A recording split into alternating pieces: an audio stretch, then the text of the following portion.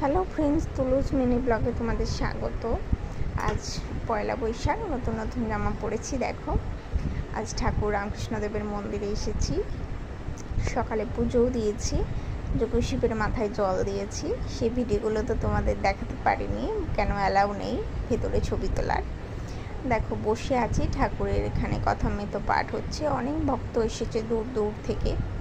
এরপর প্রসাদ খাবো, 11:30 থেকে খাওয়ায়, তো সেই দিকেই রওনা দিয়েছি হাঁটু হাঁটু পায়ে। দেখো, প্রচণ্ড লাইন ছিল আর ভিড়ও ছিল, গরম তো প্রচুর ছিল। দেখো, চেয়ার টেবিলে বসে পড়েছি। ছোটোবেলায় যখন আসতাম মেঝেতে বসতাম। খাওয়া দাওয়া কমপ্লিট করে আবার বাড়ির দিকে সাইকেল নিয়ে টুকটুক করে রওনা দিয়েছি। তোমরা কে কী করেছো জানিও। এই ছিল আজকে আমার সারাদিনে। টাটা।